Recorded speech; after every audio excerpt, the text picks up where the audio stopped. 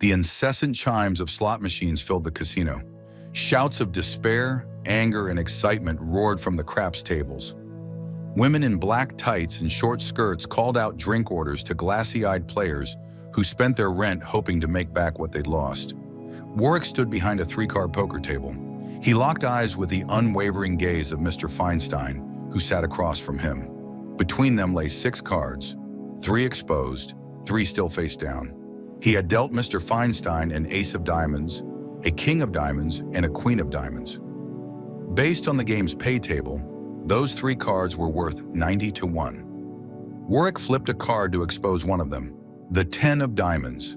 If one of the other 2 cards turned out to be the jack of diamonds, Mr. Feinstein would hit the progressive jackpot, and Mr. Feinstein was always a generous tipper. Warwick glanced at the progressive display to his right. It read $37,789. Warwick's hands felt clammy. His stomach turned ice cold. He knew his powers could manifest the card Mr. Feinstein needed, but he feared the price he would pay. He decided to use his powers and channeled them into the face-down card. He knocked twice on the wooden beam around the table and pictured the jack of diamonds. His reality abided by the laws of every superstition known to him. It was both a blessing and a curse. A black cat crossing his path ruined his day. A broken mirror gave him years of misfortune. If he knocked on wood, he'd get a boost of luck. Unfortunately, nothing in life is free, and he had to pay the reparations. He knew his power had taken effect because his right eye immediately watered and twitched. "Damn it," Warwick muttered under his breath. Using his powers caused the temporary loss of one of his senses, and his biggest fear was losing his vision. He pictured it like a roulette wheel, not with numbers, but with his senses: smell, touch, taste, hearing, and sight. He rarely called on his power, but the mortgage was due on his home, and he'd had a few terrible weeks at work thanks to awful tippers. His vision faded fast, but he managed to expose the last 2 cards. He couldn't see them clearly, but his player's explosion of excitement told the tale. Warwick picked the cards up and brought them close to his face. He eventually saw the outline of a red card with a face looking back at him. "Warwick, you lucky son of a bitch," Mr. Feinstein exclaimed, smile pulled from ear to ear. He grabbed from the stack of chips in front of him and tossed them Warwick's way. "This is for you." Warwick couldn't quite see his offer, but he knew by the feel and the dark color that these chips were plentiful and black. At a glance, it looked like a few hefty handfuls of $100 chips. He took them and put them in his tip box with a massive smile. With his sight as it was, he told his boss he needed to take the rest of the day off sick. He managed to make his way to his truck. His vision was like a camera lens sprayed with water. He saw the world and the things in it as blurred outlines. He probably shouldn't have driven home, but in his younger, more dumbass teenage years, he'd driven with similar alcohol-smudged sight and ended up all right. He made it home and thanked the universe for getting him there. He'd long left his partying days behind, but he'd be damned if he had to spend another second at work longer than needed. He'd drive with pitch-black sight to get out of there. He made his way inside and felt around until he reached his couch. He plopped onto it, grabbed the remote from inside the armrest cubby, and clicked the TV on. He lay there, unable to see the screen, but comforted by the voices. Now he just had to wait for his sight to come back. He hoped it would before the adventure he had planned for the next day. Warwick's job as a table games dealer was fun but tedious. He often found himself on dead games, a blackjack table without players. While waiting for someone to sit down, he trained himself to be productive during those slow hours. Instead of staring blankly at a guest's slot machine, he would create things in his head. During one of those times, he dreamt up the gold tree, an automated dredge that shovels gold-bearing dirt slowly onto a conveyor belt. The belt drives the dirt into a sluice box. A recirculating water pump provides a steady flow of water down the sluice. The idea was that with a constant stream of dirt and steady water, it would capture the gold. Voila, the gold tree. He named it that because he'd nailed his initial prototype to a tree. It was an absolute disaster. Nothing worked as intended. The water pump was too weak, the dirt kept plugging it up, and the dredge wasn't strong enough to pick up the soil. But none of that deterred his enthusiasm. After a few hours, Warwick's sight returned. He went around his home gathering supplies for the next day's adventure. Warwick always had a thing for money, gems, and jewelry. Call him a dragon, but he couldn't stop collecting the shiniest metals and gems the earth had to offer. They also made him money. While collecting and selling precious stones and metals was fun, it also gave him an extra layer of stability. He had no family to fall back on and had been on his own for the past 5 years. The casino job gave him the opportunity to buy a house, even while working part-time. But his treasures? They'd provide him with a means to support himself when the casino life eventually went to shit, just like everything else. Warwick packed the supplies he needed for tomorrow's treasure hunt and placed them in his backpack. He tossed it into the back of his truck. Then he lay on the couch once more, turned on the TV, and waited to save the rest of his energy. As Warwick watched, his hand reached up to fidget with the pendant on his necklace. The pendant was that of a horse's head. It had a fierce expression and flowing hair. The shape of a stylized horseshoe sat etched into its neck, a signature of the artist. The necklace was a gift from his mother when he was a child. Warwick's mother always told him he was different, that he was special. She warned him to let her know if anything strange started happening. He never noticed anything until the age of 7, when the superstitions he'd learned about started coming alive. What he had brushed off as coincidence came to a screeching realization when, during a walk to school, his mother collapsed in screaming agony. He looked down in terror at the ground to see he had stepped on a crack in the sidewalk. It took 3 months for his mother to recover from her broken back. During that time, she had Warwick dig the horsehead necklace out of her safe. She told him it was special, like him. She gave it to him and, through a series of focusing exercises, taught him how to enchant it and turn it into a dimmer for his powers. She couldn't risk him hurting himself, or anyone else, especially with his little brother, only 3 years old. As long as he wore it, superstitions would only come true if he willed them. Warwick was too young to argue with his mother about how she knew this, but he was old enough to know he had to keep it secret. He'd seen too many movies to not know what happens when people find out you've got powers. Bad guys come looking. Warwick tried to steer his mind away from his mother and brother.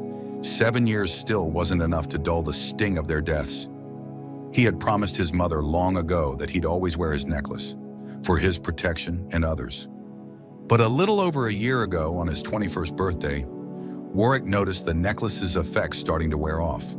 It began with an auspicious week after a bird shat in his hair on his birthday. Then a few months later, his left palm ignited with a furious itch as he opened a letter from the IRS stating he owed $10,000 in taxes. And finally, 3 months ago at a work party, he made the mistake of cheersing with water. His grandfather, a U.S. Navy man, had always told him that those who toasted with water died by drowning. Even though Warwick knew better, it shouldn't have mattered. He always wore the necklace. And yet, just minutes later, he nearly drowned in his coworker's pool. He jumped off the diving board, somehow charged down to the 12-foot depth, and slammed his head on the bottom. He had woken up on the side of the pool. The taste of chlorine filled his mouth as he came to, coughing up pool water. Amidst the commotion of the party, he was fortunate someone noticed he hadn't come up. The blow to the head had knocked him out. If it weren't for his coworkers, he'd be dead. The day after his drowning, he visited a tattoo shop, getting a tattoo of a pig on his left foot and a rooster on his other. It's an old Navy superstition that a chicken and cow tattoo on your feet would keep you from drowning. He got it to remind himself what can happen if he can't control his powers, but also as a memorial for his grandpa. Since then, Warwick stayed away from get-togethers and public outings. Not like he got out much before then, but since that day, he was sure something was off with his powers. These 3 instances didn't require him to spin the roulette wheel of senses, but he was starting to lose control. And control was not something he was ever willing to give up again. His mother's necklace had a calling card etched into it, the stylized horseshoe. He'd researched it and found it was a signature for a designer named Zilberstein. Something told him that if he could see more of his works, he'd probably be able to enchant them too. Make the charm even more potent than his necklace. He found records of a piece or two with the same or similar signature in the western states, including Arizona. Not much else came from his research, but strangely, he couldn't explain it. The desert called to him, It called to him the same way the necklace did, even while he wore it. So with that and his research at a dead end, Warwick came up with a temporary solution. Fuck around in the desert. The Arizona mountains still had gold, silver, and gemstones to give, and Warwick planned on taking all he could find. Warwick went to bed early, waking up before the sun. He wanted to get an early start before the sweltering heat hit high in the sky. It was already warm at 5 a.m., but he knew the day would grow more ruthless with each hour. He headed east, toward a strip of mountains that other prospectors had recently had luck with. It took many hours on online forums, plus some flattery and bribery, to get the coordinates to the best spots. But Warwick had nothing else occupying his time besides work. He took his pickup truck deep into the desert until he saw no other soul. When he got to his spot, he double-checked the coordinates on his maps and started rooting around for the ever-promising black sand. The sun beat down on Warwick's neck as he panned for gold, chuckling at the thought of himself wearing overalls and a straw hat like some old-time prospector. A few hours passed. The ache grew in his knees, then his back. The warmth of the sun turned into a burn, making Warwick feel all the spots he'd forgotten to hit with sunscreen. He reached for his water thermos, empty. He decided to call it a day, groaning like an old man as he stood. He sighed with contentment as he looked at his bucket, flecked with a satisfying number of gold nuggets. "Well, that should do it," he said to the tumbleweed beside him. He hauled his supplies into the back of the truck and slid into the driver's seat, placing his prized bucket of nuggets on the passenger side floor. He fished out his keys and cranked the ignition. Instead of hearing 350 horses roar to life, he got the dreaded click, click, click. "Oh shit," Warwick said to himself. He was 30 miles from home and 10 miles from civilization. It was still early morning, but sweat soaked his shirt. He tried using his cell phone, no service. He decided to walk. He didn't have time to waste. The desert was only getting hotter. He had taken a dirt road to get to his hoped-for golden dirt, but had gone further out than he meant to. He figured he could shave a few miles off his hike if he headed west on foot, even though it meant going up a rocky hill. Off he went, toward help and an ice-cold Diet Pepsi. Warwick walked for hours. A throat-scratching thirst overcame him. He knew he'd be okay for now. He was active and knew his body's limits. Still, all the hours spent in an air-conditioned weight room couldn't prepare him for a desert hike. The sun climbed higher, and there was still no town in sight. Sweat dripped from his brow, falling into the sand below. The heat put him in a daze. Then he heard it, an unmistakable rattle. He froze, anxiety rushing through him as he scanned the area. He spotted it, a diamondback rattlesnake less than a foot away, extremely displeased with his presence. Warwick jumped out of its range and grabbed a nearby rock. He hurled it at the snake, and it slithered away. Even though he was a desert child, born and raised in the Phoenix area, he'd never had a run-in with a rattler. Now he was worried. He got back to the task at hand. He was, as best he could tell, 6 miles from town and more miserable than he could remember being. His feet dragged as weakness spread through his limbs. He came across a stick just a few feet in front of him. It was long, split into a Y shape at the end. He picked it up, using it as a walking stick to help him trudge on. Parched, Warwick felt like fiberglass, and dirt had filled his throat. His only resources were a phone with no signal, his horsehead necklace, a melted chapstick, and the wishbone-shaped stick. The heat lulled him into a daze. The chain around his neck had grown hot in the sun, the horsehead pendant heavy against his chest.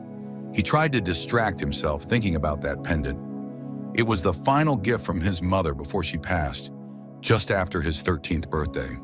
But even those memories couldn't distract him for long. He cursed himself, thinking a 10-mile hike without water was doable. Ambition and drive, flavored with a touch of vanity, can combine into an influential, charismatic figure, or just a dumbass walking through the desert.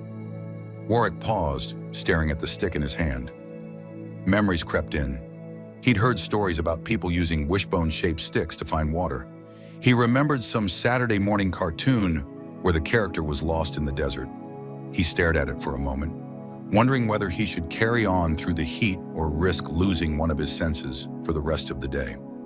The oppressive heat beat down on his 6'3", 230-pound frame. As wooziness overtook him, he knew what choice he had to make. He held up the stick and broke off half the straight end, making it more manageable. He gripped the Y-shaped end, closed his eyes, and took a slow, deep breath. A warm, spiraling feeling tumbled in his chest. The sensation pushed through his arms, into his hands, and finally into the stick as he exhaled. Instantly, the stick tugged him to the right. Exhilaration and annoyance hit at once. The stick was pulling him away from civilization. Didn't take long, maybe a half mile, before the wishbone led him to a babbling brook.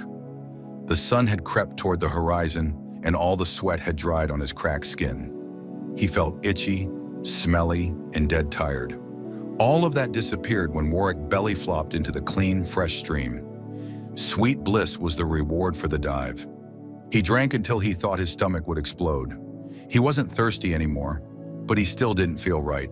No chill from the water, no sharpness from the stones under him. His roulette had landed on touch, a blessing and a curse. Warwick crawled out of the stream and passed out right there on the ground, unable to fight the exhaustion. The next day, Warwick pulled the melted chapstick from his pocket, sipped some spring water, and headed for civilization. About an hour into his march, his mind wandered back to his pendant. He let himself drift into memories that always left a bittersweet sting. He remembered bits and pieces of his 7th birthday, especially the G.I. Joe figures his uncle gave him. He always secretly thought that the evil Cobra commander looked a lot like his stepdad, Charlie. Charlie had a locked shed off the garage. His brother, in his usual disrespectful ways, decided to pillage it. Turns out that Charlie, the old doorway lurker, had a hidden key to a decently stocked shed. Not only did his younger brother Brent find the key, but it also gave them access to the adult material he hid there, along with tools and spray paint. Brent, ever the troublemaker, knew spray paint was flammable, so they grabbed a bunch of G.I. Joe soldiers and a makeshift flamethrower. What would any young boy do in their situation? They gathered up all those poor, unfortunate soldiers and torched them. They even set up a battlefield. After setting the scene, they lit a stolen lighter and sprayed the paint over it. A fireball exploded, and the G.I. Joes immolated into a vast, beautiful bloom of fire that melted them like butter. Several soldiers survived the inferno, but were permanently scorched black. They figured that would be enough evidence of their devious actions and buried them. Respectfully, of course. Then they headed home, happily talking about the massive, newfound haul of inappropriate magazines. Charlie, the stepdad and resident doorway lurker, confronted them, realizing red paint was missing from his shed. They tried to play dumb. His brother assured Charlie they never found his key or broke into the shed, swore they didn't even know what red paint was. Then Charlie told them to look at their hands. Busted. Red paint coated them. Warwick even had it on his face. Charlie, to his credit, left the punishment up to their mom. They were reprimanded and grounded for a week. That was one of his last memories of them, just before their final camping trip. Not long after that, his grandma took him in to raise him. He asked about them occasionally, but she always said he'd know when he got older. One of their favorite pastimes had been playing cards. Warwick figured his grandma must have had a bit of shade in her past, because she was a fabulous card player. She taught him poker and blackjack, so when it came time for him to find work, he hit up the local casino, where they hired him as a table games dealer. As time passed, so did she, and he was left alone in the world, never really knowing how it came to be that way. Warwick came out of his memories, and to his relief, he saw signs of civilization. His first stop was at a bagel shop he knew well. His filthy state alarmed the lovely Mexican lady behind the counter. "Hola," he said. She stared at him, bewildered at his absolutely filthy and sunburned state. He bought a chorizo breakfast burrito with a side of hash browns and a Diet Pepsi. He sat at one of the nearby tables, diving into the food. Of all the meals he'd had up to this point, nothing came close to the deliciousness of that breakfast. Desperate to curb his hunger, Warwick bit off more than he could chew on the first bite. It was way too hot, but he managed to get it down. Nothing a bit of ketchup-slathered potatoes couldn't fix. "Eggs!" Warwick's thoughts shot out of his throat, jarring the woman behind the counter. Embarrassed, he returned and quietly asked for an order of scrambled eggs. He paid and gave her a large tip. After his meal, Warwick asked the lady to call a tow truck for him. He waited at a table next to the window, savoring the sweet blow of the air conditioner. He promised himself not to take life's little luxuries for granted anymore. After an hour, the rattling of a loose muffler and the roar of a diesel engine grabbed Warwick's attention. A tow truck pulled up to the front of the restaurant, parking illegally. Smoke billowed from the muffler. The sun had done a hell of a job on the paint. It was faded and cracked, with cancerous rust piled underneath it. Warwick knew it had to be for him, but he still wondered if it was really from the company or just some scammer. Dreading the thought of having to wait for another tow, he took his chances and went outside. He approached the passenger window and said, "You here for Warwick?" "Yep," the man answered, mumbling through the fat blob of chew under his bottom lip. "Get in." Warwick hopped into the truck, assaulted by the scent of tobacco. A thick layer of dust rested on the dashboard, and long-set stains permeated the seats. Brown rings of long evaporated sweat lined the driver's trucker hat. He sported a handlebar mustache and greasy hair 11. That reached the back of his neck. Stains speckled the white shirt under his denim jacket. "Welp, where to?" he asked. Warwick realized he was staring and snapped out of it. The engine wouldn't turn," he answered. "I'm a few miles east. I'll direct you." The man nodded his head before Warwick even finished talking. "Yeah, that'll happen in this heat," he said. "Name's Matt, by the way." "Thanks, Matt," Warwick said with an unsure smile. "I'm Warwick." "Warwick? That's weird," Matt said with an unabashed laugh. "Your parents? Those hippie types? Bet you got a sibling named Rainbow." He laughed loud and long at his own joke. Warwick gave him a deadpan look. "They're dead, actually," he said, hoping that would shut him up. Unfortunately for Warwick, it didn't. "Dead? Shit, I wish mine were dead. My old man stole and totaled my last truck for some meth. Can you believe that?" Warwick could, in fact, believe that, and soon he realized that Matt was the type of person who didn't shut the fuck up. He talked like he knew more than Warwick, or anyone else for that matter, but he seemed to love small talk most of all. Warwick loathed small talk. He believed in saying something worth hearing, or just shutting the hell up. Eventually, Warwick found a chance to take control of the conversation. He told Matt about his night, getting through his sentences fast, terrified to take a breath in case Matt hijacked the conversation again. "Wait, so how'd you get all the way to that diner?" Matt asked, then spat his chew's horrid brown juice into a soda can in the cup holder. "I walked," he said. "You walked?" Matt said, astonished. "How the hell do you do that without water?" Warwick laid it on thick, told him about his golden dirt quest and gold tree design, told him about his 20-mile hike back to town and everything that happened during it. He told him about the brutal thirst and the run-in with the Rattler. Matt kept making comments like he knew more about Warwick's night than Warwick did. It was interesting, sure, but incredibly annoying. Matt didn't seem all that impressed until Warwick told him about the wishbone stick and how he used it as a dowsing rod to find water, leaving out the part where he enchanted it. To Warwick's relief, his truck finally came into view. Once they arrived, Matt walked over and did a quick inspection. Didn't ask Warwick to pop the hood or anything useful. He just walked around and commented on Warwick's vanity plate. "Warwick 777. "I see your name, but why 777? He asked. There was a more personal answer, but Warwick just said, "I work in a casino, and 7's lucky." Matt finally popped the hood, and after some tinkering, Warwick's old tried and true fired up beautifully. Matt went on and on about how he knew that was all it needed, talking like he was some damn expert. Warwick couldn't bear to be around him any longer. He pulled out some cash and paid him. After Matt launched into another round of small talk, Warwick escaped. He damn near peeled out just to get away. Warwick watched him in the rearview mirror as he drove off. Now that he wasn't in Matt's presence, sympathy crept in. The guy must have been incredibly lonely to want to spend so much time talking to a stranger. Matt hummed along to the music on his truck's radio, pleased, congratulating himself on another job well done. His boss told him to take the rest of the day off, leaving him free to watch his beloved Green Bay Packers game. He stopped at the gas station for a sixer. The thought of being on his recliner with a beer in his hand made him never happier to see the welcome sign for his trailer park. Football was more of a religion than a hobby. His mood for the rest of the day depended on whether his team won. With his wife Stephanie out of town for the weekend, he had 2 days of nothing but peace, beer, and football to look forward to. Matt rounded the corner to the trailer he shared with his wife and her 4 cats. To his immense disappointment, her ancient rusted Honda Civic sat in the driveway. Matt's mood soured instantly. "What in the hell is this bullshit?" he barked at himself while still in his truck. It seemed his secluded football time with at-home happy hour was no longer on the table. He hid his beer under the splintered wooden steps to the door and combed his brain for a plan. He thought of Warwick, the standoffish kid, and the weird story of his magic stick.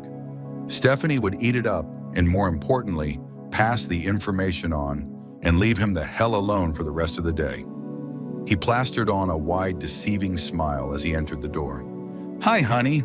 I didn't expect you so early," he greeted. "My mom and I got into an argument," she answered with a snarl. "Move." He took his shot when she paused, finally taking what seemed like her first breath of air in 10 minutes. So he started with, "I saved a kid today." She stared blankly at him, annoyed by the interruption. "How did you save a kid today?" she asked, doubtful. Something like Warwick's tale, she would usually debunk right away. Not this time, though. He had to sell it. No sarcasm.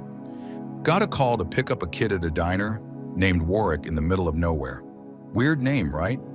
But get this, he'd walked for almost 24 hours in the desert, in like 110-degree heat, until he got to the diner." The scowl lifted from her face. Her inquisitive look, paired with the slight tilt of her head, told Matt he'd hooked her in. How did he manage not to die? Matt, proud of himself, went in for the final blow. He said he used a dowsing rod to find water. Isn't that wild? To Matt's chagrin, his wife didn't ask a single question.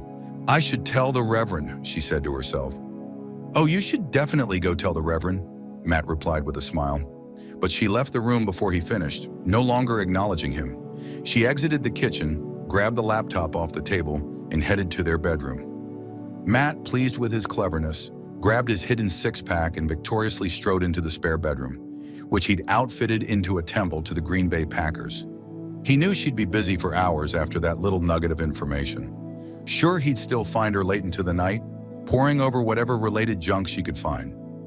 If Matt weren't in the picture, she'd spend all of her time and money on the Reverend, Jacoba, the fellowship, and whatever the fuck scam they were pulling that day. Said as long as there was enough money left at the end of the month to pay the bills, he didn't care. Besides, her donations were nothing compared to the hundreds per month he pissed away in sports betting. As long as she left him alone, he was more than happy to let her fall into whatever religious cancer she chose.